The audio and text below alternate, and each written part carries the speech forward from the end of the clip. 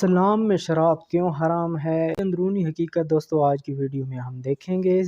इस वीडियो में हम उन तारीखी, मजहबी और समाजी पहलुओं का जायज़ा लेंगे जो इस मुआनात की बुनियाद रखते हैं। और इस वीडियो में हम देखेंगे कि शराब नोशी के जो मज़र असरात और इस्लाम में इसकी मुआनात के पीछे गहरी रूहानी वजूहात क्या हैं। तो दोस्तों वीडियो में बहुत कुछ हम सीखेंगे आज की वीडियो में। तो वीडियो पसंद आए तो प्लीज़ लाइक और सब्सक्राइब करना ना भूलिएगा। तो चलिए दोस्तों वीडियो को स्टार्ट करते हैं।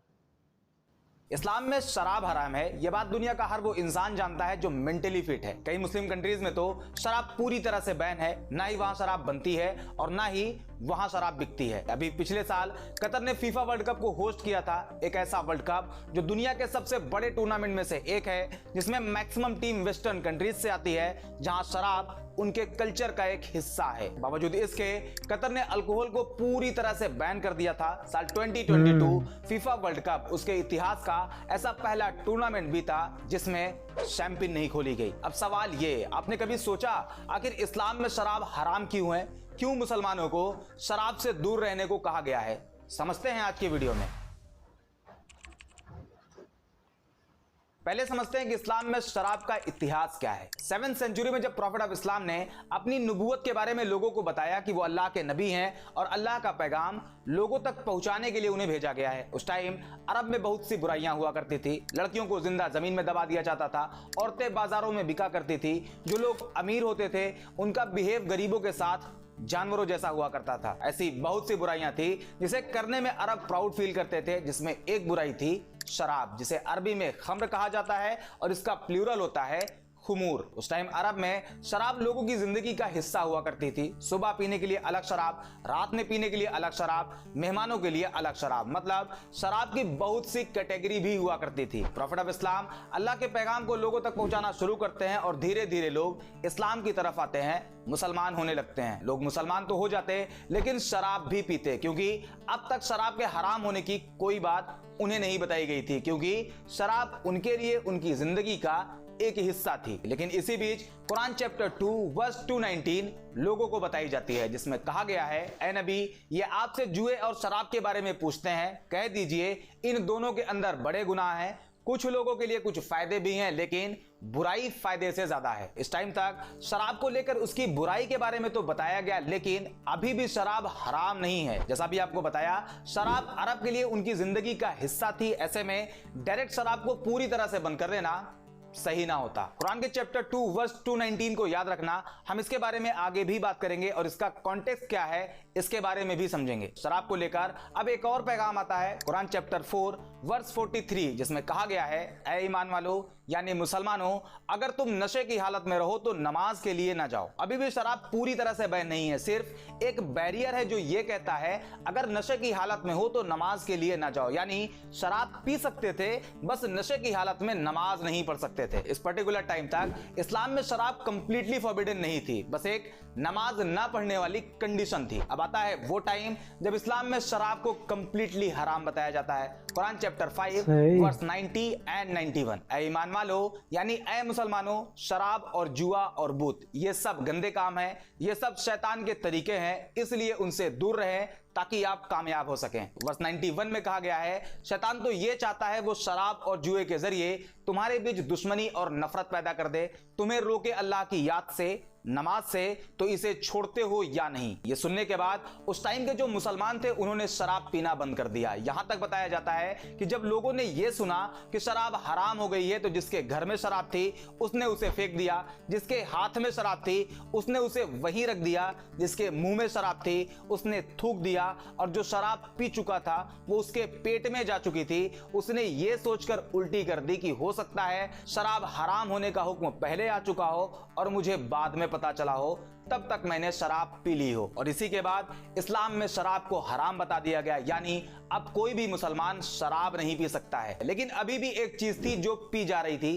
प्रॉफिट ऑफ इस्लाम के टाइम में भी उसे पिया गया, फर्स्ट कैलिफ अबू बकर के टाइम पर भी उसे पिया गया, लेकिन अब आता है सेकंड कैलिफ हजरत उमर का टाइम। इस्लामिक सोल्जर्स जब जंग के लिए निकलते तो उस टाइम पानी की कमी होती थी। ऐसे में उन्हें एनर्जी मिल सके उसके लिए एक चीज पिलाई जाती थी जिसे अरबी में नबीद यानी तिला कहा जाता था। यह वही चीज है जिसे इंडियन सब कॉन्टिनेंट में ताड़ी कहते हैं, जो कि ताड़ के पेड़ से निकलता है। दोनों में फर्क बस इतना है कि यहाँ ताड़ के पेड़ से बनाया जाता है, जबकि अरब में खजूर और अंगूर से बनाया जाता था। ये जो नबीद होता है यानी ताड़ी, इसकी खासियत यह है कि इसमें नशा नहीं होता लेकिन एनर्जी होती है। प्रॉब्लम यह है कि जब इसे और ज्यादा पका दिया जाता है तो इसमें नशा आ जाता है, जो कि इस्लाम में ऑलरेडी हराम है। इसी वजह से सेकंड कैलिफ हजरत उमर ने नबीद पर भी बैन लगा दिया। वो ये नहीं चाहते थे कि मुसलमान ऐसी किसी भी तरह की चीज इस्तेमाल करें जिसमें नशा होने का खतरा हो। अब तक आप ये समझ गए कि शराब को इस्लाम में हराम बताया गया है। यह बात कुरान से प्रूव होती है, लेकिन सवाल अभी भी वही है, इस्लाम में शराब को हराम बताया क्यों गया है? तो इसका जवाब बहुत आसान है। इस्लाम में कहा गया है शराब सभी बुराइयों की मां है। अब इसका क्या मतलब है? आपको एक चीज याद रखने के लिए कहा था, कुरान चैप्टर 2 वर्स 291, जिसमें कहा गया है शराब में फायदे से ज्यादा नुकसान है। कैसे? आइए समझते हैं। पहले बात करते हैं इससे होने वाले नुकसान के बारे में। Number 1, health implication. शराब पीने की वजह से कई तरह की खतरनाक बीमारी होने का खतरा कई गुना बढ़ जाता है, जैसे कि लीवर डिजीज जिसमें फैटी लीवर, एल्कोहलिक हेपेटाइटिस जैसी बीमारी, कैंसर जिसमें mouth cancer, liver cancer, breast cancer का खतरा, कार्डियोवैस्कुलर डिजीज इसमें high blood pressure, stroke and other cardiovascular issues. इसके अलावा brain health, digestive problem, immune system dysfunction, mental health issues जैसी कई खतरनाक बीमारियों का खतरा। एक रिपोर्ट के अकॉर्डिंग हर साल करीब 20 लाख लोगों की मौत सिर्फ लीवर डिजीज की वजह से होती है। दुनिया में जब 25 लोगों की मौत होती है तो उसमें एक मौत की वजह लीवर होती है, जिसका common reason hepatitis, alcohol and fatty liver होता है। Number 2, accident. Goa medical college की तरफ से करी गई एक स्टडी में पता चला कि सिर्फ इंडिया में जो रोड एक्सीडेंट होते हैं उसमें 12.7% डेथ सिर्फ अल्कोहल की वजह से होती है। इसके अलावा बर्थ डिफेक्ट्स,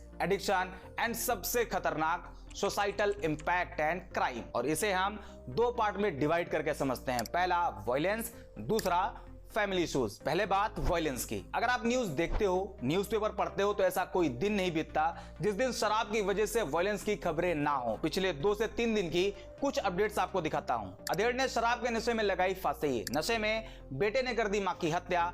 एक बाप ने नशे की हालत में अपने ही बेटे को मार दिया, जो कि सिर्फ 18 साल का था। इसके अलावा क्राइम अगेंस्ट वुमेन को लेकर एनसीआरबी का यह डेटा आपको हैरान कर सकता है। एनसीआरबी के 2015 के एक रिपोर्ट के अकॉर्डिंग वुमेन के खिलाफ होने वाले क्राइम में 85% क्राइम शराब के नशे में होते हैं, जो कि इमोशनल भी होता है, फिजिकल एंड सेक्सुअल भी होता है। इस तरह की एक नहीं बल्कि बहुत सी न्यूज रोज आती है, वो भी सिर्फ इंडिया में। अब आप पूरी दुनिया के बारे में सोचना। दूसरे नंबर पे आता है फैमिली इश्यूज। मैं आपको सिर्फ बिहार के बारे में बताऊं तो 83% वुमेन तब वायलेंस फेस करती हैं जब उनके हस्बैंड शराब के नशे में घर आते हैं, और शराब के नशे में वो अपनी ही वाइफ के साथ कैसा बिहेव करते हैं इसके बारे में आप जरूर जानते होंगे। आपके ही नजर में कोई ना कोई ऐसा इंसान जरूर होगा जो शराब पीकर अपनी ही फैमिली को हैरेस करता है। एक चीज मैं आपको और बताऊंगा जो हमारी सोसाइटी के लिए किसी काले धब्बे से कम नहीं। शराब को इस्लाम में हराम क्यों किया गया है उसके कई रीजन अब तक आप देख चुके हैं, और उसी में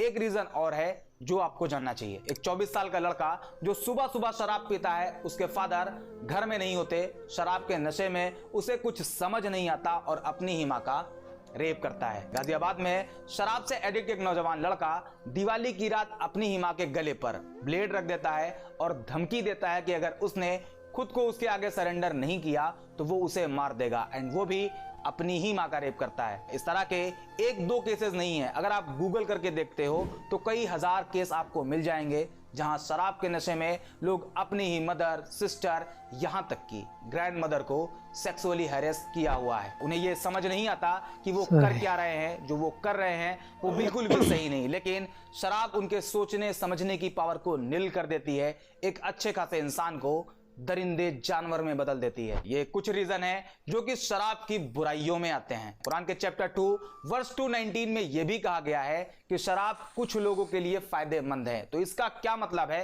वो भी देख लें। शराब को लेकर अब तक बहुत से रिसर्च किए जा चुके हैं, जिसमें मॉडरेट अल्कोहल कंजप्शन को लेकर कुछ स्टडीज बताती हैं कुछ लोगों में हार्ट डिजीज के रिस्क कम हो जाते हैं।